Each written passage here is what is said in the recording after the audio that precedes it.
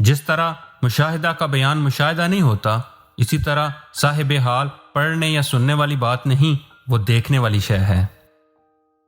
اس کے جلوے خرد اور جنوں کی سرحدوں پر ہوتے ہیں۔ جہاں اہل عقل کی حد ہے، وہاں سے صاحب دل کی سرحد شروع ہوتی ہے۔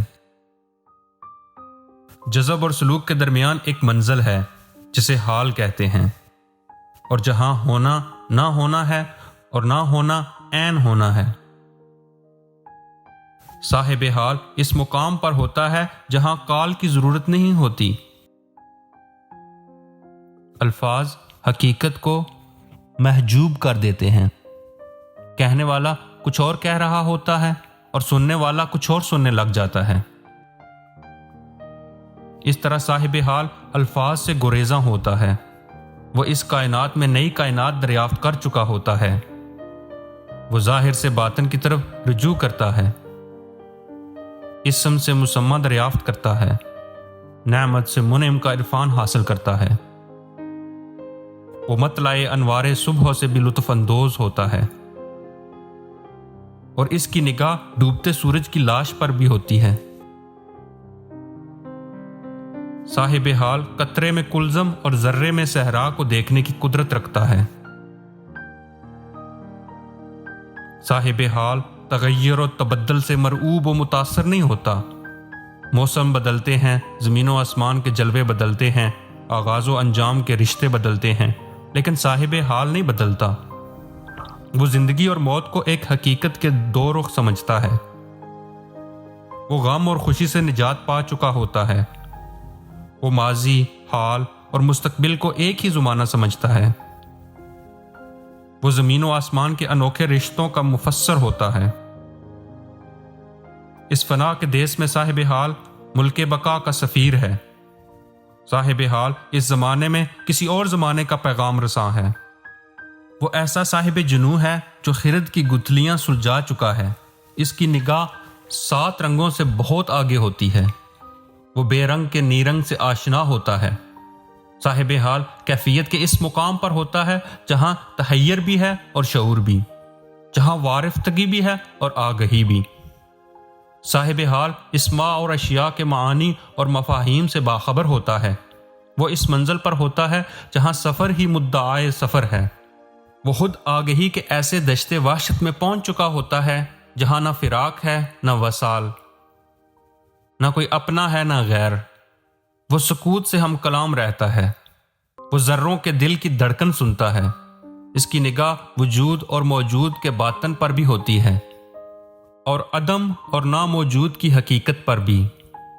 وہ ذات اور صفات کے تعلق سے آشنا ہوتا ہے۔ وہ جانتا ہے کہ عیاں کا رابطہ ہر حال میں نہاں سے قائم رہتا ہے۔ صاحب حال خود ہی آخری سوال ہے اور خود ہی اس کا آخری جواب۔ صاحب حال بغیر حال کے سمجھ میں نہیں آتا۔ اس کا قال بھی حال ہے اور خاموشی بھی حال۔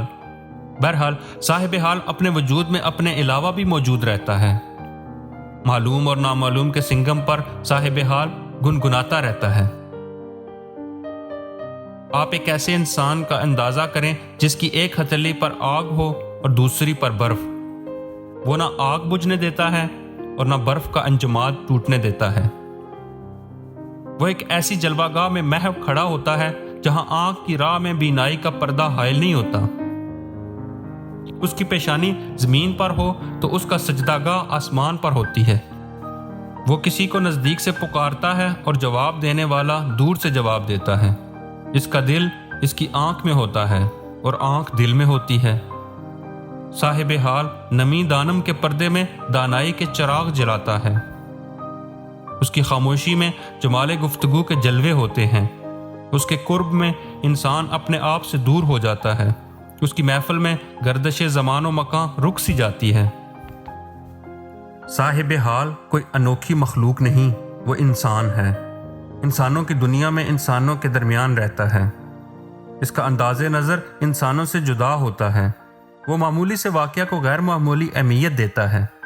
درخت سے پتا گرے تو وہ پکار اٹھتا ہے، پتا ٹوٹا ڈال سے، لے گئی پون اڑا، اب کے بچھڑے کب ملیں گے، دور پڑیں گے جا۔ ایک صاحب حال نے جنازہ دیکھا، پوچھا یہ کیا ہے؟ جواب ملا، زندگی کی آخری منزل۔ بولا اگر یہ آخری منزل ہے تو ہم کون سی منزل میں ہیں؟ کیوں نہ آخری منزل کو دیکھا جائے۔ بس تخت چھوڑ دیا اور شہر چھوڑ دیا، جنگل کی راہ لی اور پھر راز آشنا ہو گیا۔ موسیٰ علیہ السلام کی صاحب حال سے ملاقات ہوئی۔ ایک دور کا پیغمبر اپنے دور کے صاحب حال سے مل کر حیران رہ گیا کہ یہ کون سا علم ہے؟ کتاب کا علم تو موسیٰ کے پاس بھی تھا، بلکہ کتاب ہی موسیٰ کے پاس تھی۔ صاحب حال کسی اور زمانے کے واقعات میں مصروف تھا۔ موسیٰ اپنے زمانے کا حال دیکھ رہے تھے۔ نتیجہ ھذا فراق بینی و بینکم، یعنی جدائی۔ موسیٰ کے عرفان میں شک نہیں ہو سکتا، آپ کے مقام پر شک نہیں ہو سکتا، آپ کی بصیرت پر شک نہیں، آپ کے عصا، ید بیضا اور کلیمی پر شک نہیں، لیکن صاحب حال آپ کی پہچان میں نہ آ سکا۔ صاحب حال کا علم لدنی ہے، مخفی ہے، اسے اللہ کی عنایت کا خصوصی مظہر کہنا چاہیے۔ ایک صاحب حال کا ذکر میتھیو آرنلڈ نے اپنی نظم اسکالر جپسی میں کیا ہے کہ ایک آدمی علم ظاہر کی اذیت سے تنگ آ کر علم باطن کے سفر پر نکل گیا۔ آکسفورڈ سے بھاگا ہوا طالب علم کی طلب میں سرگرداں رہا۔ علم سے بھاگ کر علم میں داخل ہونا ہی صاحب حال کا کام ہے۔ وہ علم اور ہے، اس کی تلاش میں انسان زندگی سے نکل جاتا ہے اور پھر موت سے بھی نکل جاتا ہے اور پھر حیات جادواں پا لیتا ہے۔ اسکالر جپسی ہر زمانے کو آ کر بتاتا رہا جو ایک ہو گیا، یکتا ہو گیا، وہ مر نہیں سکتا۔ وحدت کو موت نہیں اور کثرت موت سے بچ نہیں سکتی۔ جو بدلتا نہیں مرتا نہیں، جو تبدیل ہوتا ہے مرتا ہے۔ ایک صاحب حال مولانا رومی سے بولا، مولانا یہ کیا علم ہے؟ مولانا نے اس سے کہا، آپ اسے نہیں جانتے۔ صاحب حال نے اپنا علم ظاہر کیا۔ مولانا بولے، یہ کیا علم ہے؟ صاحب حال بولا، جسے تم نہیں جانتے۔ بس پھر اس کے بعد مولانا رومی غلام شمس تبریز ہو کر رہ گئے۔ مولانا بھی صاحب حال ہو گئے، صاحب مثنوی ہو گئے، ایسی مثنوی کہ قلوب کے خشک زمین پر عشق حقیقت کی نورانی برسات ہے۔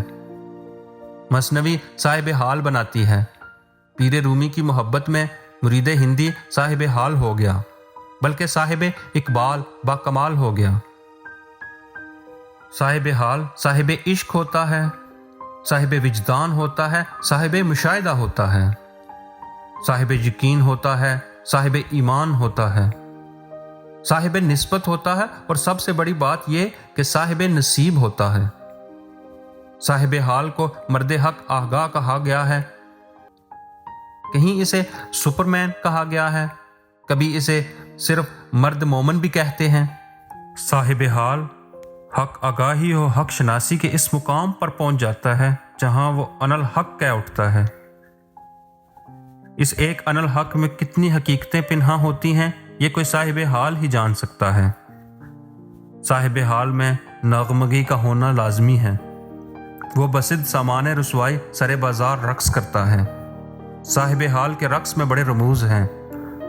صاحب حال کشتگان خنجر تسلیم ضرور ہوتے ہیں۔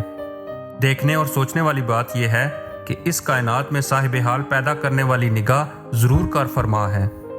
کوئی اس پردے کے پیچھے کسی کا ہاتھ ضرور ہے جو ان لوگوں کو حال عطا کرتا ہے۔ کوئی ایسی ذات موجود ہے جس کا قرب انسان کو صاحب حال بنا دیتا ہے، ایسی ذات جو نظر ملا کر انسان کو بدل کر رکھ دیتی ہے۔ دیکھنے والے بے خبر رہتے ہیں اور بدلنے والا بدل چکا ہوتا ہے۔ وہ ذات علم لدنی کے خزانے لٹاتی ہے، اور پھر صاحب حال جہاں جہاں سے گزرے راستے جگمگا اٹھتے ہیں۔ صاحب حال بنانے والی ذات پر سلام ہو۔ صاحب حال بننے والے انسانوں کو غور سے دیکھا جائے تو ان کی فطرت میں وفا اور استقامت کی بنیادی خوبی ضرور ہوتی ہے۔ ایک ایسا انسان جو صاحب علم نہ بھی ہو، اپنے عمل کی استقامت سے صاحب حال بن سکتا ہے، اور صاحب حال ہو جانے کے بعد اس کا صاحب علم ہو جانا پہلا قدم ہی ہے۔ مثلا آپ ایک آرٹسٹ کو دیکھ لیں جو خلوص سے تصویر بناتا ہے، زندگی بھر استقامت سے فن کی خدمت کرتا ہے۔ ایک صبح نہ جانے کیوں اس کا برش برہنگی اجسام کو کینوس پر اتارتے اتارتے خطاطی کے شہ پارے پیش کرنے لگتا ہے۔ وہ قرآنی آیات کے حسن میں ایسا محو ہوتا ہے کہ اس کا باطن روشن کر دیا جاتا ہے۔ وہ صاحب حال بن چکا ہوتا ہے۔ لوگ اعتراض کرتے ہیں کہ یہ تو اور آدمی تھا، اب کیسے ہو گیا؟ بس ہو گیا، بنانے والے نے بنا دیا۔ وہ کافروں کو ایمان عطا کرتا ہے، اندھیروں کو روشنی بخشتا ہے، عاصیوں کو معاف کرتا ہے اور صاحبان استقامت کو اپنے لطف میں داخل فرما کر صاحبان حال بنا دیتا ہے۔ فتویٰ اس کے خلاف ہوتا ہے، لیکن حقیقت اور صداقت صاحب حال کے پاس ہوتی ہے۔ اسی طرح اگر کوئی مصنف علم کو خدا کا فضل سمجھنے والا تحلیل جاں کے مراحل سے استقامت و صبر سے گزرے تو اسے وہ نگاہ قبول فرما لیتی ہے، پھر اس کے اعمال و احوال یکسر بدل جاتے ہیں۔ وہ قید و وجود سے آزاد ہو جاتا ہے، اسے بے نیاز غم دوراں کر دیا جاتا ہے۔ اب یہاں فتویٰ کیا ہے؟ قبول کرنے والا قبول کر رہا ہے تو ہم اعتراض کرنے والے کون ہیں؟ اگر سائیں کا فضل کسی کو صاحب حال بنا دے تو ہم کیوں برہم ہوں؟ اعتراض کرنے والے فارمولہ استعمال کرتے ہیں، قانون استعمال کرتے ہیں، قاعدہ کلیہ استعمال کرتے ہیں اور صاحب حال فارمولے سے باہر ہوتا ہے۔ فتویٰ اقبال کے خلاف تھا اور فطرت اس کے ہاتھ میں خاک مدینہ اور نجف کا سرما لگا رہی تھی۔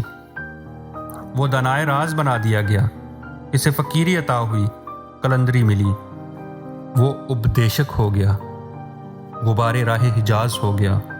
مفتی اس کے خلاف رہے، فطرت اس کے ساتھ ہو گئی۔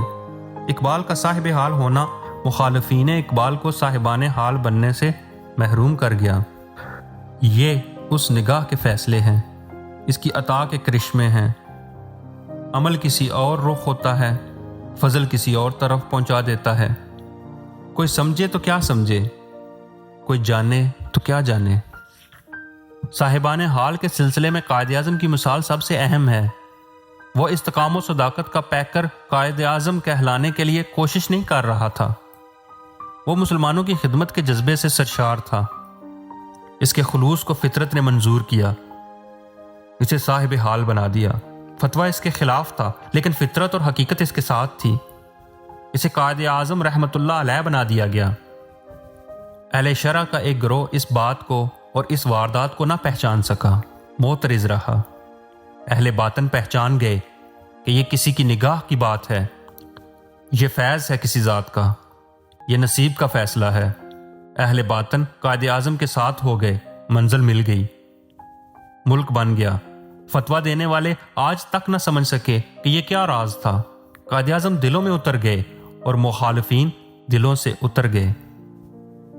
جس طرح ہمارے ہاں طریقت کے سلاسل ہیں، چشتی، قادری، نقشبندی، سہروردی وغیرہ، اور ہر سلسلے کا کوئی نہ کوئی بانی ہے، اسی طرح قائد اعظم سے ایک نئی طریقت کا آغاز ہوتا ہے، اور وہ طریقت ہے پاکستانی۔ اس طریقت میں تمام سلاسل اور تمام فرقے شامل ہیں۔ ہر پاکستانی پاکستان سے محبت کو ایمان کا حصہ سمجھتا ہے۔ ہمارے لیے ہمارا وطن خاک حرم سے کم نہیں۔ اقبال نے مسلمانوں کو وحدت افکار عطا کی، قائد اعظم نے وحدت کردار۔ اگر آج قوم میں کوئی انتشار خیال ہے تو اس لیے کہ وحدت عمل نہیں، وحدت فکر و عمل و عطا کرنا وقت کے صاحب حال کا کام ہے۔ صاحب حال بنانے والی نگاہ کسی وقت بھی مہربانی کر سکتی ہے، وہ نگاہ ہی تو مشکل کشا ہے۔ نہ جانے کب کوئی صاحب حال قطرہ شبنم کی طرح نوکے خار پہ رقص کرتا ہوا آئے اور قوم کے دل و نگاہ میں سماتا ہوا وحدت عمل پیدا کر جائے، اور پھر ایک بار پھر ہاتھ آ جائے مجھے میرا مقام ایسا کی۔ وقت کے صاحب حال کی خدمت میں بھی سلام۔